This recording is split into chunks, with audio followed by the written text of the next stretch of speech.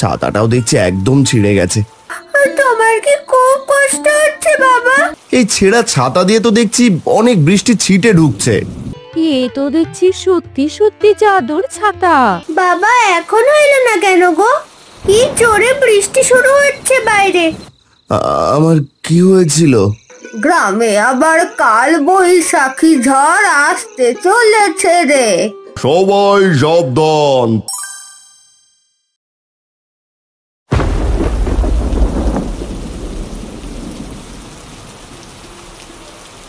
কি গো, এইভাবে আর কতদিন যাবে বলো তো? ঘরে যে আর কিচ্ছু নেই। কি আর করব বলো, কত জায়গায় তো খোঁজ করলাম, কিন্তু কোথাও তো কোনো কাজের সন্ধান পেলাম না গো। জানি না কর্তামশাই আবার কবে গ্রামে ফিরবে। কর্তার আশা করে বসে থাকলে যে না খেয়ে থাকতে হবে। তুমি যাও, দেখি যাও, কোনো কাজ খুঁজে আনো। এইভাবে আর দিন যায় না। আচ্ছা ঠিক আছে, আবার তো বৃষ্টি শুরু হলো। দাও দেখি ছাতাটা দাও, বেরিয়ে দেখি কোনো ব্যবস্থা করতে পারি নাকি কাজে। দাঁড়াও বাবা, আমি ছাতা এনে দিচ্ছি।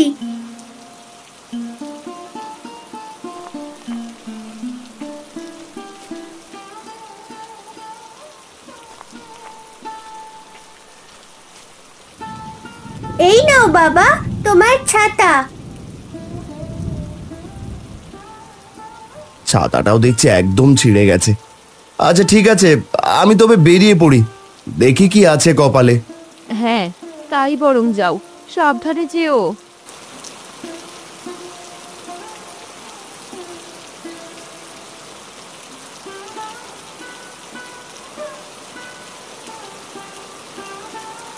এই যা, আকাশটা আবার কি শুরু করে দিল।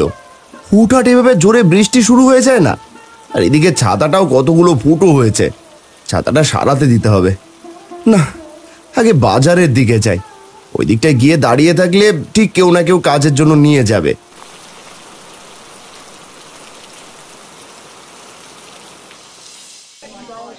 হারান কাজের জন্য বাজারের রাস্তার পাশে দাঁড়িয়ে থাকে। আশেপাশে আরো অনেকেই দাঁড়িয়ে আছে, কিন্তু হারানকে কেউ কাজের জন্য ডাকে না। আজ মনে হচ্ছে কপালটাই খারাপ, সেই কখন থেকে দাঁড়িয়ে আছি অথচ একটাও কাজের ডাক পড়লো না।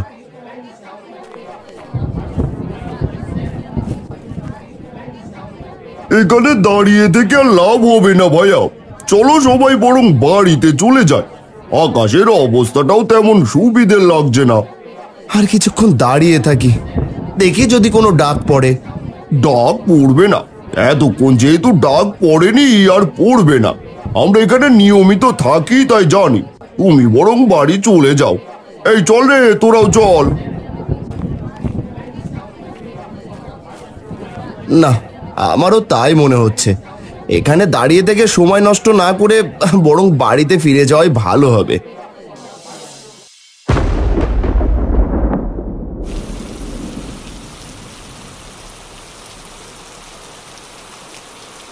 হাই রে, আবার বৃষ্টি পড়া শুরু হলো। এই ছেঁড়া ছাতা দিয়ে তো দেখছি অনেক বৃষ্টি ছিটে ঢুকছে। এই ক পয়সা দিয়ে মুচির কাছ থেকে ছাতাটা সারিয়ে ফেলা যাবে। যাই, আগে ছাতাটা সারিয়ে নিই।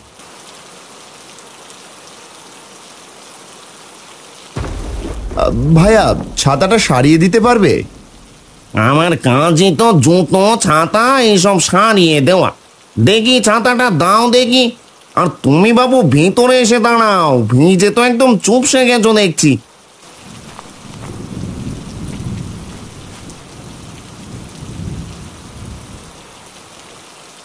এই রে, ছাতার যা বেহাল অবস্থা, দাম দিতে হবে 6 পয়সা ভাইয়া। ভাইয়া, আপাতত আমার কাছে এগুলোই আছে, কোনোভাবে দেখো না সারিয়ে দেওয়া যায় কিনা। না হয় এই ঝড় বৃষ্টিতে বড় বিপদে পড়ে যাব। আচ্ছা দাও দেখি। এই ক পয়সাতে কিছু যায় আসে না। যা বৃষ্টি শুরু হয়েছে, ছাতা না হলে তো আবার চলতেও পারবে না, এমনিতেই ভিজে আছো। বড্ড উপকার করলে গো ভাইয়া। এইখানটায় বসো দেখি। আর এই নাও তোয়ালেটা, হাত পাখানা মুছে ফেলো, আমি ঠিক করে দিচ্ছি। অনেক ধন্যবাদ মুচি ভাইয়া।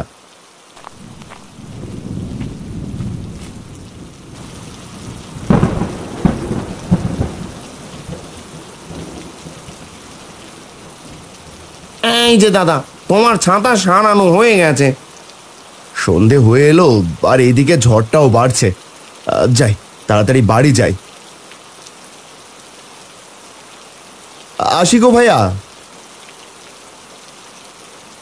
দূর, কি যে ঝড় শুরু হলো, কখন থামবে কে জানে। মনে হচ্ছে এখনই ছাতা সহ আমাকে উড়িয়ে নিয়ে যাবে।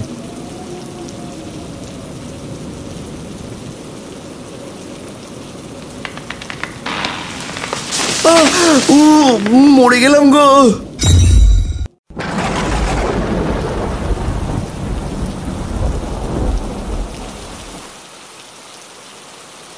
ও মা, বাবা এখনো এলো না কেন গো? কি জোরে বৃষ্টি শুরু হচ্ছে বাইরে। আমার যে বাবার জন্য বড্ড চিন্তা হচ্ছে। চিন্তা যে আমারও হচ্ছে রে মা। এমন ঝড় বৃষ্টিতে লোকটা কোথায় যে আছে কে জানে। বাবাকে কেন যে পাঠালে আজ? দেখলে তো আকাশ কত খারাপ। সে কি সাথে পাঠিয়েছি রে মা? ঘরে যে দানা করি কিছুই নেই। বিদ্যুৎ চমকাচ্ছে, যা ঝড় শুরু হলো। ইস, বাবা এই ঝড়ে কোথায় আটকালো কে জানে।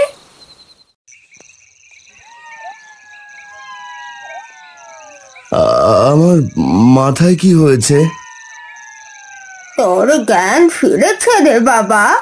তোর জ্ঞান ফেরার অপেক্ষায় তখন থেকে বসে আছি।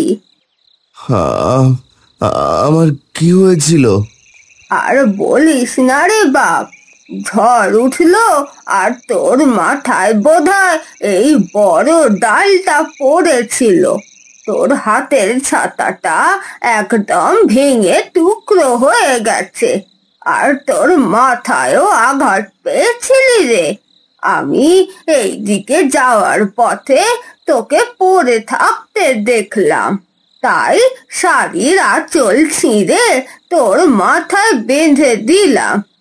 কে গো তুমি বুড়িমা? আমার এই বিপদের সময় এসে আমার পাশে বসেছো।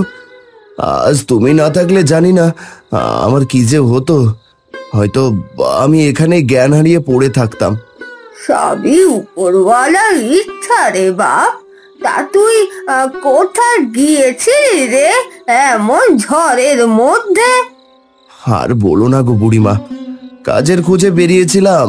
সকাল থেকে অপেক্ষা করেও কোনো কাজ পেলাম না, তাই এই ভাঙা ছাতাটা কোনো রকম ঠিক করিয়ে নিয়ে বাড়ি ফিরছিলাম। আর হঠাৎ করে এমন ঝড় উঠল, তারপর আর কিছু মনে নেই।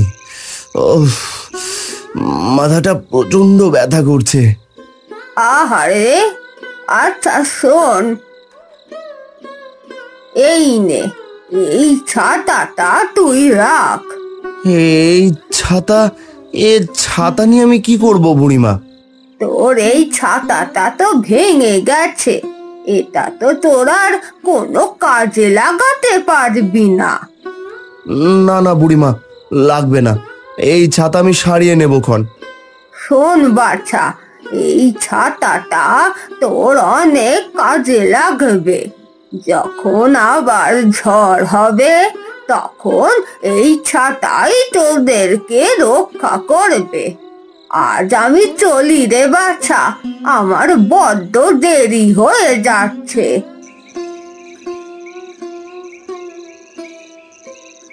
মনে রাখিস বাছা, গ্রামে আবার কাল বৈশাখী ঝড় আসতে চলেছে রে।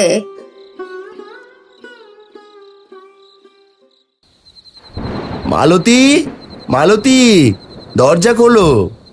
মা, বাবা এসেছে, তাড়াতাড়ি চলো তো।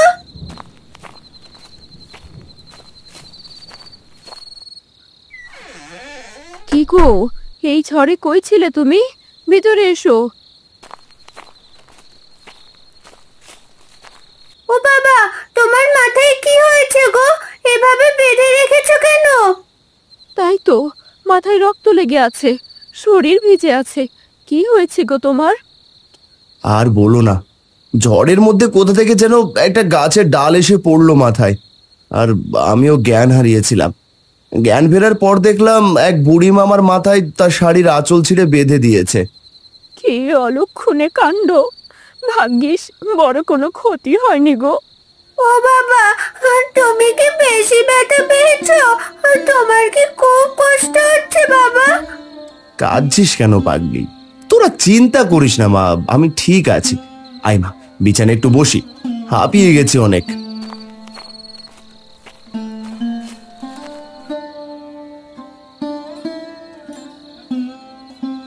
তুমি এই নতুন ছাতা কোথায় পেলে গো? নতুন ছাতা কেনার পয়সা কোথায় পেলে? ও, এই ছাতা? এইটা তো আমায় বুড়িমা দিল, বললো এই ছাতা নাকি ঝড়ের থেকে আমাদের রক্ষা করবে। একটা ছাতা কি আর ঝড়ের কবল থেকে বাঁচাতে পারে? আমি তো কিছুই বুঝতে পারছি না। মা, এখন এসব কথা ছাড়ো তো, বাবাকে আগে খেতে দাও। হ্যাঁ হ্যাঁ, আমি এক্ষুনি খাবার দিচ্ছি, তোমরা বসো। মা তিন্নি, তোর বাবাকে জামা আর শুকনো লুঙ্গিটা এনে দে তো। বাবা, তুমি বসে আরাম করো, আমি তোমার শুকনো কাপড় এনে দিচ্ছি। এভাবেই বেশ কয়েকদিন কেটে যায়। গোটা গ্রামের অবস্থা দিন দিন খারাপ হতে থাকে। এক ঝড়েই যেন পুরো গ্রামের অনেক ক্ষতি হয়েছে। এভাবে আর কতদিন চলবে বলো তো ভাইয়া? ঝড়ের কবলে পড়ার পর থেকে তো আর কোনো কাজ বাজি পাচ্ছি না। হ্যাঁ, আর বলো না, ঘরে যেন চাল ডাল কিচ্ছু নেই। কি করবো কিছুই বুঝে উঠতে পারছি না।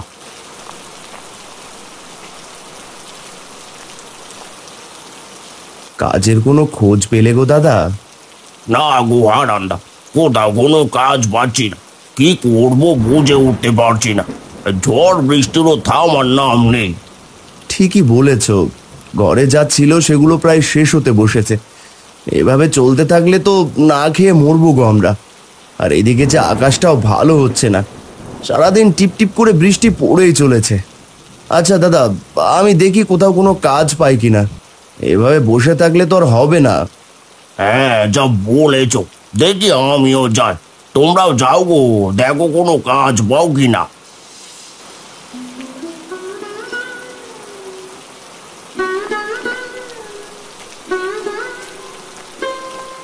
কি রে মা, এভাবে বসে আছিস কেন? কি করবো মা, এই টিপ টিপ বৃষ্টিতে তো আমাকে খেলতেও যেতে দাও না কোথাও। এখন এই বৃষ্টিতে খেলতে গেলে জ্বর হবে রে মা। আয় দেখি, ভাতটা খেয়ে নে। না মা, রোজ রোজ এই শাক দিয়ে খেতে ইচ্ছেই করে না। কি আর করব বল মা, তোর বাবা তো কাজ খুঁজছে, কাজ তো আর পাচ্ছে না। কাজ পেলে না হয় ভালো মন্দ কিছু নিয়ে আসবে। আজকের মতো খেয়ে নে না মা। কি গো, মেয়ের আবার কি এমন হলো যে অভিমান করে বসে আছে? আর বলো না, তোমার মেয়ে বলছে এই শাক পাতা দিয়ে নাকি আর ভাত খাবে না। কি করব বলো তো? এভাবে জেদ করে না মা, তুই তো দেখছিস বাবা কত কাজ খুঁজছে, কিন্তু কোথাও কোনো কাজই পাচ্ছি না। এই যে আজও কাজ খুঁজে ফিরে এলাম, কিন্তু কোথাও কোনো কাজ নেই। একটু কষ্ট করে খেয়ে নে মা, দেখিস বাবা কাজ পেলে তোর জন্য অনেক ভালো ভালো খাবার নিয়ে আসবো। আচ্ছা বাবা, ঠিক আছে, তাহলে এসো, তুমিও খেয়ে নেবে। মালতী কই গো, ভাত বাড়ো, আমি আর তিন্নিমা একসাথে বসেই খাবো। তোমরা ঘরে এসে বসো, আমি খাবার বাড়ছি। দিনের পর দিন কেটে যায়, কিন্তু তাদের কোনো উন্নতি হয় না। হঠাৎ একদিন মোড়লের আদেশে গ্রামের বড় গাছের তলায় সবাই জড়ো হয়।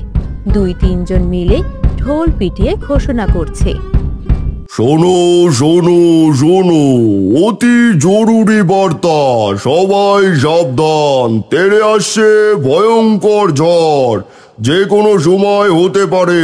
এই ঝড়ে বড় ধরনের ক্ষতি হওয়ার সম্ভাবনা আছে, তাই সবাই সাবধানে থাকবে। শোনো শোনো শোনো। হায় হায়, এ আবার কোন বিপদ! এবার আমরা কি করব? হে উপরবালা, এ কি শুরু হলো আমাদের গায়ে? আকাশেও মেঘ ঘন হয়ে আসছে। সবাই বাড়ি ফিরে যাও তাড়াতাড়ি।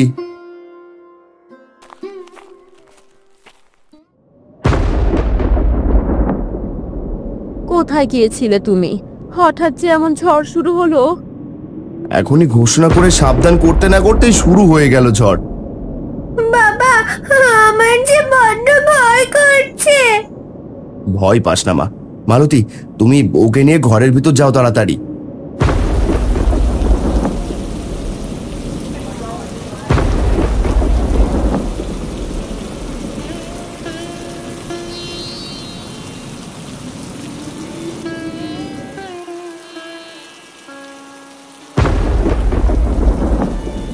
আমার যা ছিল সব শেষ হয়ে গেল, ঘর বাড়ি সব ভেঙে একাকার। আমারও একই দশা। কি হবে এখন? বউ বাচ্চা নিয়ে কোথায় গিয়ে উঠবো এখন? এ কি শুরু হলো বলো তো? এবার মনে হয় আমাদের আর রক্ষা হবে না। কোনো উপায় কি নেই এই ঝড় থেকে রক্ষা পাওয়ার? না হয়েছে আমাদের সবার সাথে পথে বসতে হবে। আমার ঘরটাও যে কখন উড়িয়ে নিয়ে যায়। বাবা, তুমি না একটা ছাতা এনেছিলে আর বলেছিলে কে নাকি তোমায় সেই ছাতা দিয়ে বলেছে ঝড় থেকে রক্ষা করবে? ও হ্যাঁ, তাই তো। তবে আদৌ কি তা দিয়ে কোনো কাজ হবে? ওটা তো সামান্য একটা ছাতা। আচ্ছা দাঁড়া, আমি একবার চেষ্টা করে দেখি। মালতী, ছাতাটা দিয়ে যাও তো।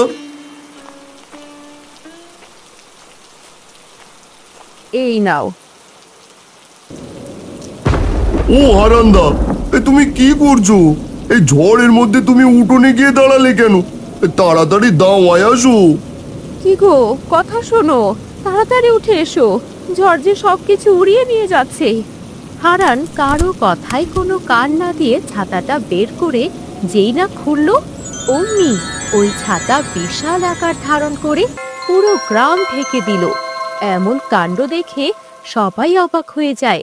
আর ছাতা দিয়ে পুরো গ্রাম ঢেকে যাওয়ার কারণে তৎক্ষণাৎ ঝড়ও থেমে যায়। এ তো দেখছি সত্যি সত্যি জাদুর ছাতা। দেখলে তো বাবা, ওই ঠাকুমা ঠিক তোমায় জাদু ছাতা দিয়েছেন। আর আজ এই জাদু ছাতার কারণে আমরা সবাই ঝড়ের হাত থেকে মুক্তি পেলাম। হ্যাঁ রে মা, তুই একদম ঠিক কথা বলেছিস। ওই বুড়িমার জাদুর ছাতার কারণে আজ আমরা সবাই রক্ষা পেয়েছি এই ঝড়ের হাত থেকে। আমরা সবাই এখন নিরাপদ। আমি ছাতাটা এইভাবেই রেখে দিচ্ছি। বাবা, এখন তো ঝড় থেমে গেছে, তাহলে ছাতাটা তুমি গুটিয়ে নাও, তাহলে এতে রোদও ঘরে ঢুকবে। হ্যাঁ গো, তুমি বরং তাই করো। এখন তো এই জাদু ছাতার কাজ নেই, তুমি এটা তুলে রাখো। হ্যাঁ, তাই বরং ভালো হবে। আমি ছাতাটা গুটিয়ে নিচ্ছি।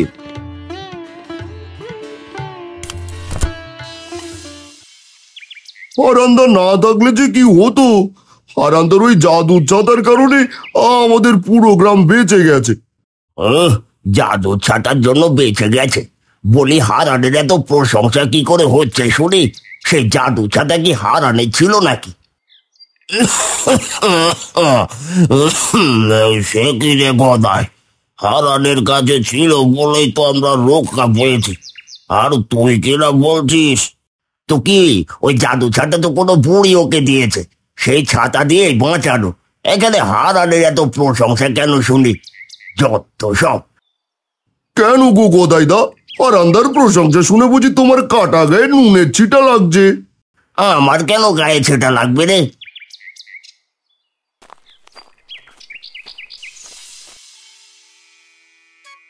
বলছি কি, ওই জাদু ছাতার তো আর কোনো কাজ নেই। এখন আমরা বিপদমুক্ত। তাই ছাতাটা বুড়িমাকে দিয়ে আসাই ভালো হবে। এইভাবে জাদু ছাতা ফেরত দিয়ে আসলে তাহলে যদি আবার ঝড় ওঠে তখন কি হবে আমাদের? সে না হয় দেখা যাবে পরে। তবে এই ছাতার আর কোনো কাজ নেই। আমার বাবা সব পারে মা, দেখবে তখন কোনো না কোনো ব্যবস্থা ঠিক করে নেবে, তাই না বাবা? হ্যাঁ রে মা, হ্যাঁ, শুনেছো মেয়ের কথা? শুনেছি গো, শুনেছি। যাও তবে ছাতাটা দিয়েই আসো। আচ্ছা, তবে আমি বেরিয়ে পড়লাম। এই বলে হারান জাদুর ছাতা নিয়ে সেই জঙ্গলের ধারে গাছটার দিকে রওনা করে। হাঁটতে হাঁটতে সন্ধ্যা হয়ে আসে। অবশেষে হারান পৌঁছে যায় সেই গাছতলায়। বুড়িমার ঠিকানা তো আমি জানি না, কিভাবে যে এই ছাতাটা ফেরত দিয়ে আসবো? না, আমি বরং এখানেই দাঁড়িয়ে থাকি, দেখি বুড়িমার জন্য অপেক্ষা করে। এদিকে আবার সন্ধেও ঘনিয়ে এলো।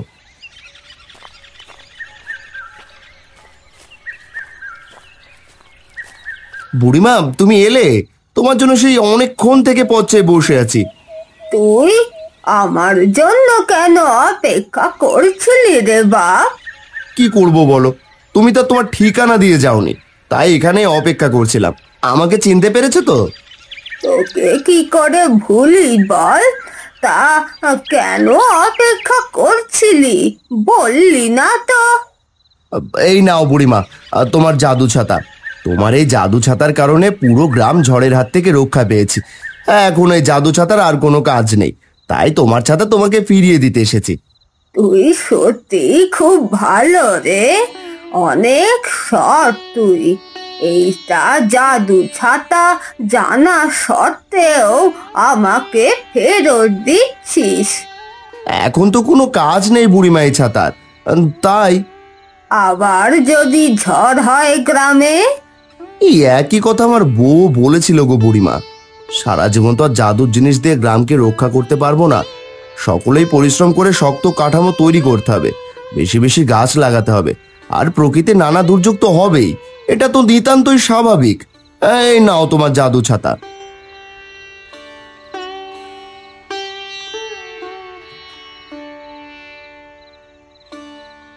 তোর মতো যদি সকলেই চিন্তা করতো, গ্রামে কখনো অভাব থাকতো না।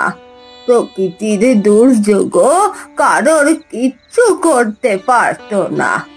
আমি তোর উপর সত্যি অনেক খুশি হয়েছি রে বাপ। এই নে, এই মোহরগুলো তুই রাখ। এগুলো দিয়ে তুই আরামে তোর জীবনটা কাটাতে পারবি। এগুলো আবার কেন দিচ্ছ বুড়িমা? এগুলোর কোনো দরকার নেই আমার। আমি মন থেকে খুশি হয়ে দিচ্ছি রে বাপ। নিয়ে বাড়ি চলে যা, আমিও চলি।